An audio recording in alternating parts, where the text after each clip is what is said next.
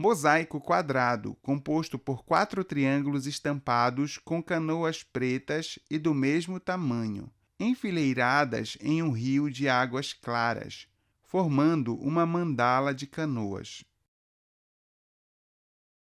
Belém das Lutas. Belém é mesmo uma cidade diferente.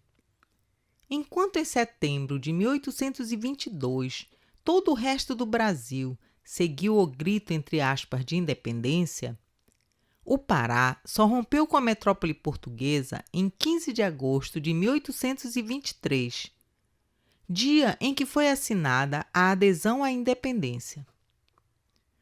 Mas se tornar parte do Brasil imperial não representou o fim dos protestos, tampouco das violentas repressões que ocorriam na região do Grão-Pará.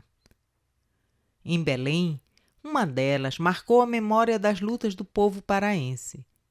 Sob o comando de um militar inglês, 256 pessoas foram presas no porão de um navio ancorado na Baía do Guajará.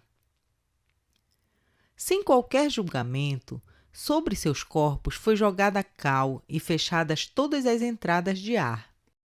Ao final, quase todos morreram asfixiados.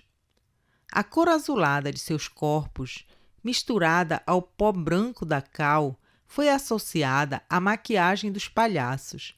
Por isso, o episódio ficou conhecido como o, abre aspas, massacre do Brigue Palhaço, fecha aspas. Essas e outras revoltas que ocorriam desde o período colonial plantaram a semente da maior revolução social da época, a cabanagem, 1835-1840. Organizado por múltiplos sujeitos e interesses, principalmente pela população mais pobre, indígenas e africanos de várias etnias, o movimento também contava com pequenos e médios proprietários de terra, e até um religioso, o cônego Batista Campos. Ante essa multiplicidade de grupos, já dá para perceber que nem todos pensavam igual ou queriam a mesma coisa. Por isso, alguns historiadores falam em cabanagens, no plural. Vitórias e derrotas marcaram a história das revoltas do Brasil imperial. A experiência cabana, contudo, não se encerrou em 1840. Ela ecoa nas lutas dos povos da floresta por seu direito de ser e existir, dos camponeses pela reforma agrária, dos quilombolas e dos povos originários pelo reconhecimento de seus territórios, e das mulheres que protagonizam suas histórias e ampliam seus espaços de participação social e política. A cabanagem foi o único movimento social na história do Brasil em que o povo, entre aspas, conquistou o poder. No lado direito do mapa, em um círculo, a pintura Tragédia do Brigue Palhaço, de Romeu Maris Filho. A obra retrata muitas pessoas amontoadas em um porão escuro. Algumas estão com os punhos cerrados, bocas abertas, olhares aflitos e expressão de dor e desespero. Na parte superior da tela, 2 homens segurando lampiões acesos observam a cena pela abertura do porão. No canto inferior esquerdo do mapa, o desenho digital de uma mulher cabana. Ela tem uma expressão séria e levanta um facão com a mão esquerda. Os cabelos pretos estão parcialmente cobertos por um chapéu de palha amarrado no queixo. Usa blusa de mangas curtas, saia longa e uma pequena bolsa presa à cintura. Sabias que mulheres tiveram importante participação na cabanagem? Se pensarmos que guerras envolvem estratégias para além dos campos de batalha, encontraremos elas. Mulheres que acompanharam seus pares pelas matas, rios e igarapés, que protegeram cabanos, esconderam armas, que fizeram a farinha, muitas vezes, o único alimento de cabanos em luta.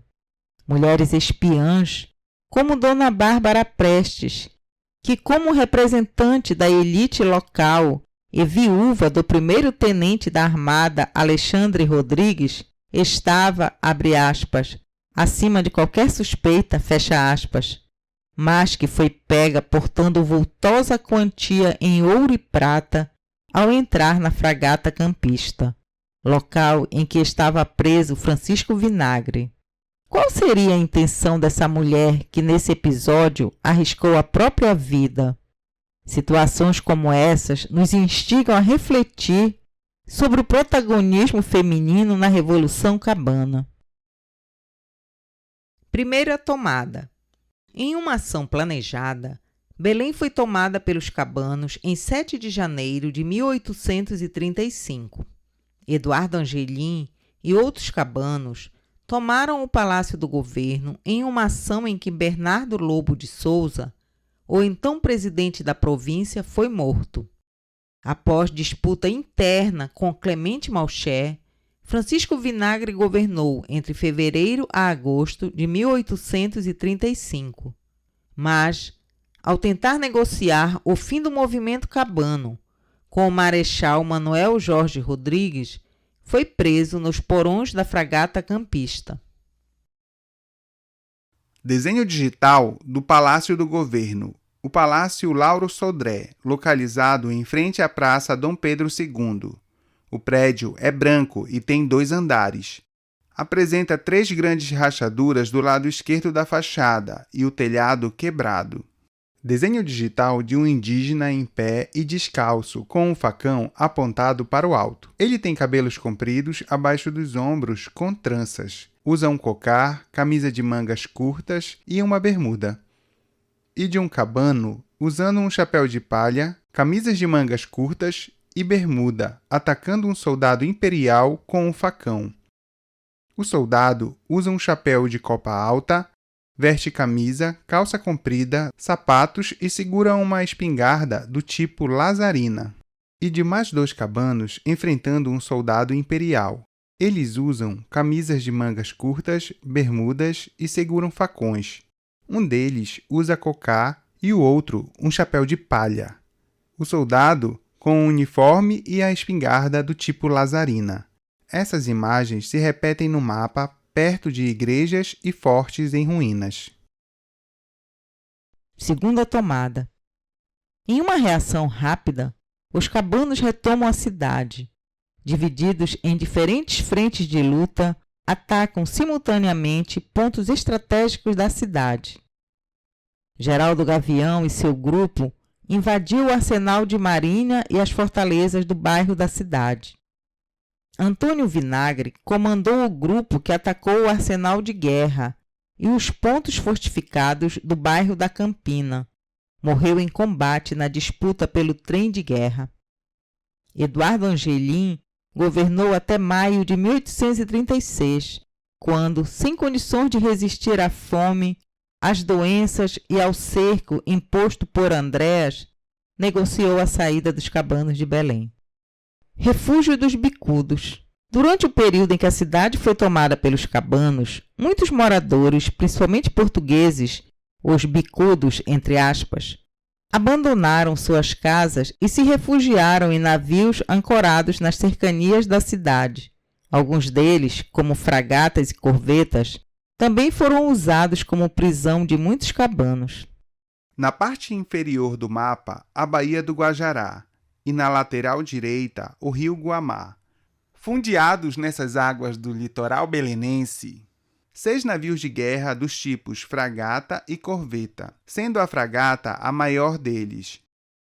No tempo cabanal, entre batalhas, prisões, mortes, fome e esperança, os revolucionários cabanos exerceram o poder político na capital da extensa província do Grão-Pará. Com eles, a cidade mudou. Se por um lado os destroços da guerra se evidenciavam em casas, fortes, prédios públicos, igrejas e outros espaços destruídos, por outro, os sujeitos explorados, abre aspas, não andavam mais carregando cestos, potes de água, tabuleiros ou roupas, mas as lazarinas, riunas e facões, fecha aspas.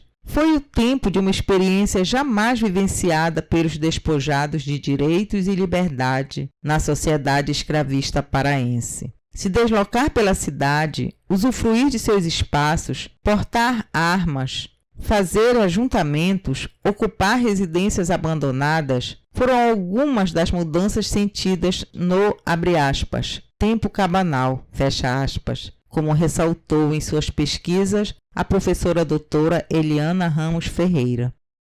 A Fortaleza da Barra, localizada às margens da Baía do Guajará, tinha a estrutura em formato circular, construída sobre uma ilha rochosa. Ela tinha uma grande muralha protegida por sapatas de concreto armado. Na muralha e na barreira de concreto, rachaduras e buracos. O fortim de São Pedro Nolasco, onde hoje funciona o anfiteatro da Estação das Docas. As paredes do fortim estão quebradas e uma das casas militares tem o teto caído. Desenho digital do mercado de carne. Atual Mercado Municipal Francisco Bolonha, localizado na rua Boulevard Castilhos, França. No centro do mercado, uma área aberta com um pelourinho, constituído de uma coluna de madeira com argola, erguido sobre uma base de concreto. O telhado e as paredes do mercado apresentam muitas rachaduras. O Forte do Presépio está localizado na ponta da Baía do Guajará com o rio Guamá, na Praça Dom Frei Caetano Brandão. Na muralha que contornava o forte, muitas rachaduras, as casas militares com os telhados quebrados. A Igreja da Sé, antes chamada Igreja de Nossa Senhora da Graça e hoje Catedral Metropolitana de Belém, localizada na frente da Praça Frei Caetano Brandão, traz a fachada com um corpo central e duas torres laterais. A torre esquerda tem grandes rachaduras. Próximo à entrada principal, outra rachadura. Na parte superior, um frontão com uma escultura de Nossa Senhora da Graça, também chamada Santa Maria de Belém. Abaixo dela, mais rachaduras. A Igreja do Rosário dos Homens Brancos tem a fachada quebrada no lado direito e apresenta várias rachaduras. A Igreja de Nossa Senhora do Carmo, localizada na Travessa Dom Bosco, apresenta a fachada toda em pedra liós, com um corpo central e duas torres laterais. Enormes buracos na fachada da igreja perto dos portões e no telhado do convento anexo ao prédio.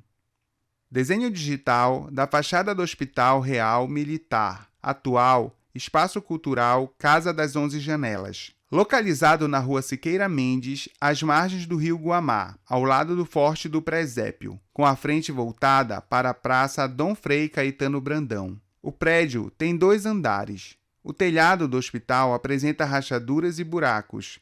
As paredes estão rachadas no lado voltado para o rio. Desenho digital da fachada de uma residência particular localizada às margens da Baía do Guajará, perto do Hospital Real Militar. O prédio possui 2 andares com rachaduras nas paredes da fachada. A Igreja de São Francisco Xavier, atual Igreja de Santo Alexandre, integra com o antigo Colégio Jesuíta de Santo Alexandre, o Museu de Arte Sacra. Está localizada na rua Siqueira Mendes, em frente à Praça Frei Caetano Brandão. A fachada é branca, com um corpo central e 2 torres laterais. Enormes buracos e rachaduras no telhado do colégio e na fachada da igreja, próximo às torres. Desenho digital da fachada da Igreja de Nossa Senhora das Mercês, localizada na Praça Visconde do Rio Branco, também chamada Praça das Mercês. A fachada apresenta um corpo central e 2 torres laterais, grandes rachaduras no telhado e nas janelas do primeiro andar do Convento dos Mercedários, anexo ao prédio da igreja. Desenho digital da Capela do Colégio Santo Antônio, localizada em frente à Praça Dom Macedo Costa, no bairro da Campina. O prédio possui 2 andares com fachada bege e janelas marrom claro. As paredes da capela e do colégio todo apresentam buracos e rachaduras. Algumas seguem até o telhado. O lado inferior direito da capela está quebrado. Abaixo das janelas, um enorme buraco no formato de uma estrela de 4 pontas. Desenho digital da Igreja de São João Batista, localizada na Praça do Líbano, no bairro Cidade, atual bairro da Cidade Velha. A fachada tem a cor branca com janelas e pilastras marrom claro. Nela, muitas rachaduras e um buraco à direita, perto da porta. A Rua Formosa. O apagamento de uma memória histórica às vezes vem temperado com uma cruel pitada de ironia. Já reparou? Veja o que se passou com o nome da rua em que morava Eduardo Angelim. Tempos depois da derrota cabana, o nome da rua passou de Formosa para 13 de maio, que é a data que marca a retomada de Belém pelo poder imperial em 1836. E hoje, quem lembra que ali morou um importante líder cabano? Ironia ou mera coincidência? O que achas? Na parte superior do mapa, uma pequena área em laranja, com a identificação em letras pretas. Alagado do Peri de Jussara. Rodeando esse espaço, duas linhas tracejadas nas cores amarelo e laranja. No canto superior direito do mapa, próximo ao rio Guamá, o desenho digital do Arsenal da Marinha, representado pelo 4º Distrito Naval. O prédio é cinza, com janelas brancas e tem 2 andares. Na parte inferior, uma porta larga e 10 janelas altas de madeira e vidro com arco, 5 de cada lado. Na parte superior, dispostas na horizontal, mais 11 janelas com varandas. No topo, na direção da porta, um frontão semicircular e nas laterais dele, uma mureta. Ao lado do prédio, à direita, um grande portão de ferro adornado com 2 âncoras cruzadas e uma estrela, contornando o prédio um muro branco, e nele escrito em letras pretas, Marinha do Brasil, na calçada em frente ao prédio, várias palmeiras. Desenho digital da Igreja do Rosário dos Homens Pretos, localizada na esquina das ruas Padre Prudêncio com Aristides Lobo. A fachada é branca e amarela, composta por um corpo central e 2 torres laterais simétricas. O corpo central apresenta na parte inferior uma porta com arco decorada com pilastras nas laterais e uma pequena cobertura. Na parte superior, 3 janelas retangulares com arcos e um frontão com o desenho de um sol com os raios em relevo. No alto do prédio, uma cruz. As torres apresentam na parte superior 2 janelas em arco, alinhadas com as janelas do corpo central, e acima delas mais 4, que abrigam os sinos, e outra cruz no topo. A Igreja de Santana, localizada na Travessa dos Mirandas, esquina com a Rua São Vicente, atual Rua Senador Manuel Barata, tem 2 andares. A fachada apresenta um corpo central e 2 torres laterais. No primeiro andar, uma grande porta de madeira pintada de verde. Acima dela, na parede, um adorno curvilíneo em relevo. No segundo andar, uma janela de madeira retangular vertical, em moldura semicircular. Acima dela, um frontão triangular. No topo dele, uma cruz. As torres possuem uma porta, uma janela retangular com grades, e no alto, mais 4 janelas em arco e sinos. Acima delas, uma mureta com pináculo nos cantos. Com a repressão à cabanagem, a cidade, sob a ótica dos legalistas, precisava ser reconstruída e as marcas das lutas apagadas. O controle sobre os insurretos também se apresentava como uma tarefa política que não podia ser negligenciada.